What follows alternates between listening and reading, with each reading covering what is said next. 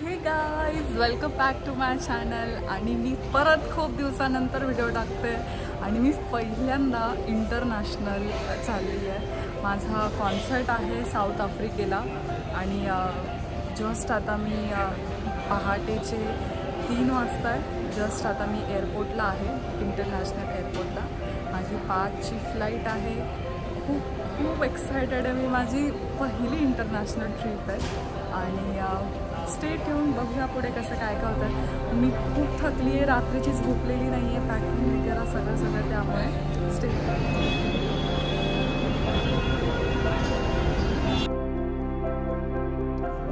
तर आता आपण आहोत मुंबई इंटरनॅशनल एअरपोर्टला. सो माझी आता दर ए सलामसाठी फ्लाईट आहे. सो बेसिकली तुमची कुठलीही इंटरनॅशनल ट्रिप असेल तर तुम्ही एअरपोर्टला ॲटलिस्ट 3 ते 4 तासाआधी गेलं पाहिजे, कारण की डोमेस्टिक फ्लाईटला एवढी काही प्रोसेस नसते. पण इंटरनॅशनल फ्लाईटसाठी तुमची चेकिंग खूप कडक केली जाते. त्यानंतर विजा, तुमचे डॉक्युमेंट्स, अशा खूप गोष्टी असतात. सो मी सजेस्ट करेल की तुमची इंटरनॅशनल कुठलीही ट्रिप असली, तुम्ही ॲटलिस्ट 3 ते 4 तासाआधी तुम्ही तिथे एअरपोर्टला गेलं पाहिजे.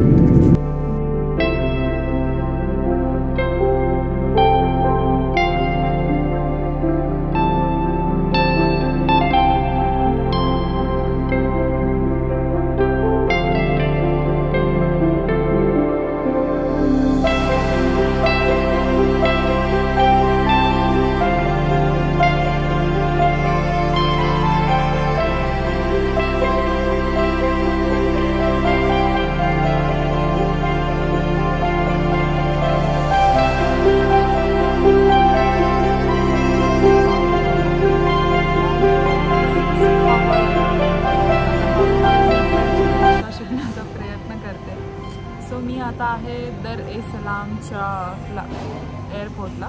दर ए सलामच्या एअरपोर्टला इथून आता आम्ही जाणार आहे तांझानिया. आता आम्ही आहे दर ए सलामला. मी तुम्हाला प्राईस दाखवते. 17,000ला पिझ्झा, 24,000ला बर्गर, 27,000ला ग्रिल स्टिक अँड चिप्स.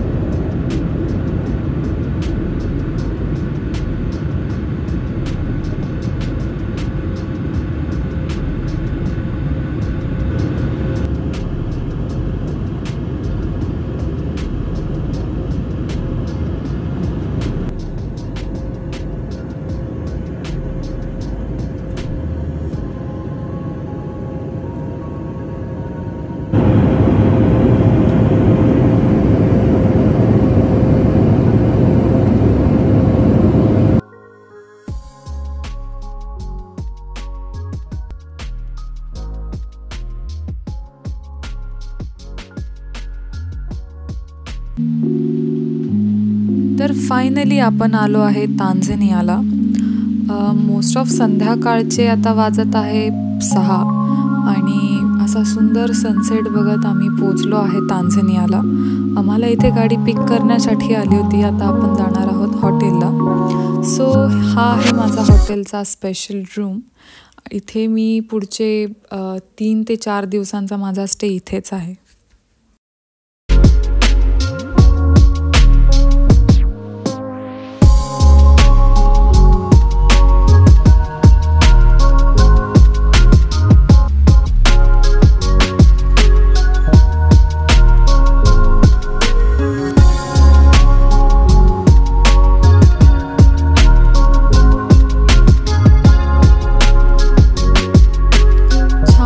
थकल्यानंतर थोडीशी रेस्ट करून आता आम्ही निघालो आहे हॉटेलच्या बाहेर जेवणासाठी. हॉटेलमध्येही छान असा डिनर होता आम्हाला, पण सगळेच थकलेले होते आणि त्यानंतर थोडंसं बाहेर फिरताही यावं, फ्रेश वाटावं, त्यासाठी आता आम्ही चाललो डिनरला. सो ही आहे सेकंड मॉर्निंग आणि इथे आमचा झाला ब्रेकफास्ट. हॅलो गाईज, तर आता आपला आहे सेकंड डे आणि आता आम्ही जाणार बाहेर. सो बाहेर आता खूप क्लाउडी आणि सनी वातावरण आहे. म्हणजे इतकं ऊन आहे की मला खरंच बाहेर जायला खूप आता टेन्शन आलं आहे की कसं होतं. बट बघूया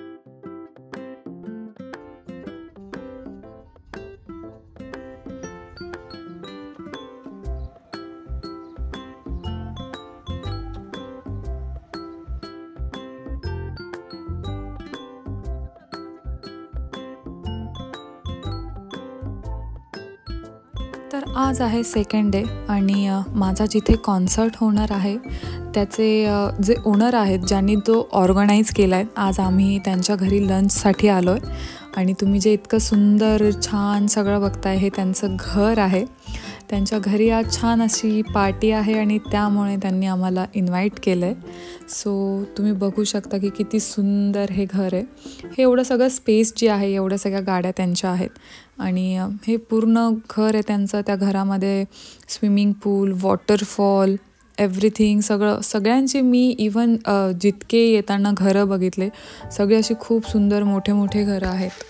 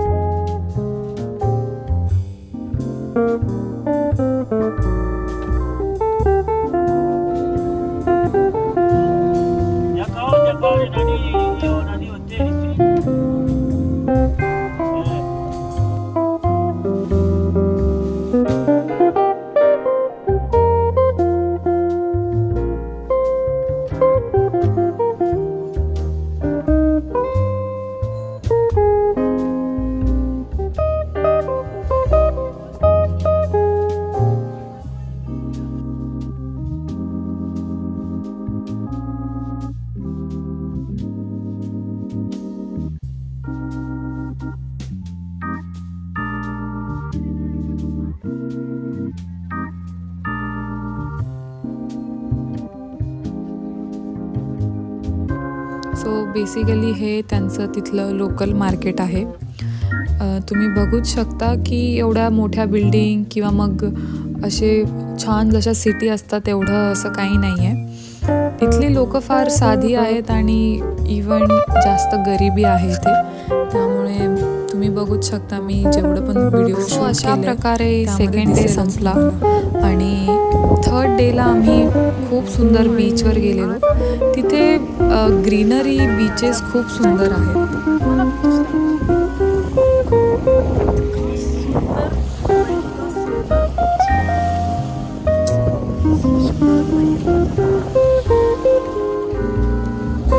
इथे बीचेस आणि खरंच ग्रीनरी खूप आहे. सो एकदम असं तुम्हाला शांत पीसफुल जागेसाठी यायचं असेल आणि जास्त क्राऊड पण नसतं इथे. सो एकदम असं तुम्हाला पीसफुल शांत कुठल्या तरी ट्रिपला जायचं असेल तर मी नक्की रेकमेंड करेल की तुम्ही इथे विजिट करा.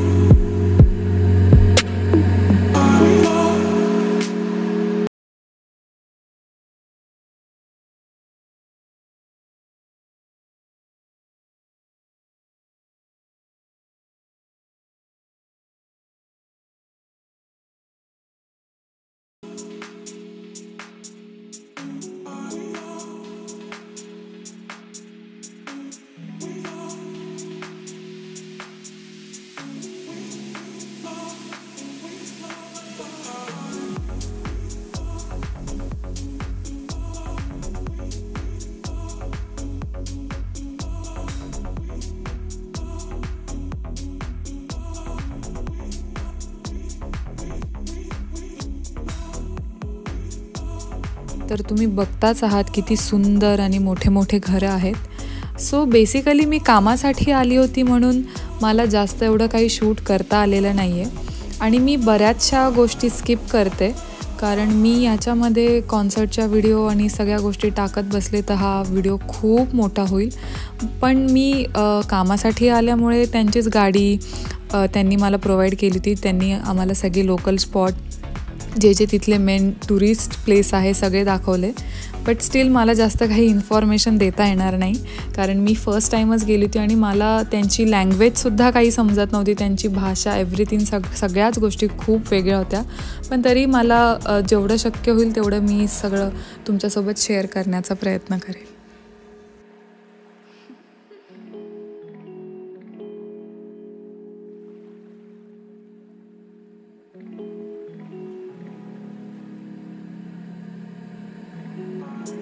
आज माझा तांझानियामध्ये आहे 4था दिवस आणि आम्ही आता चाललो आहे शॉपिंगला.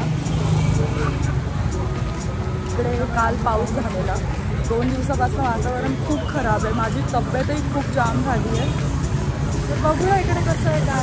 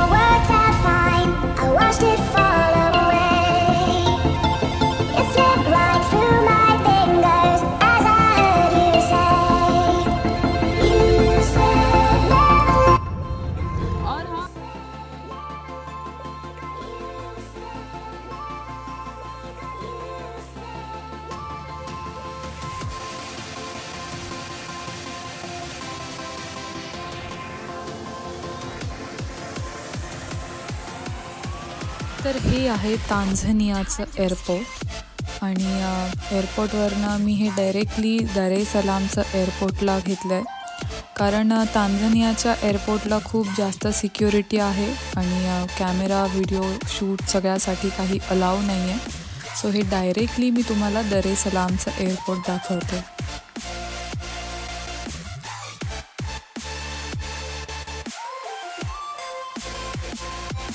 तर मी आहे आता दर ए सलामच्या एअरपोर्टला.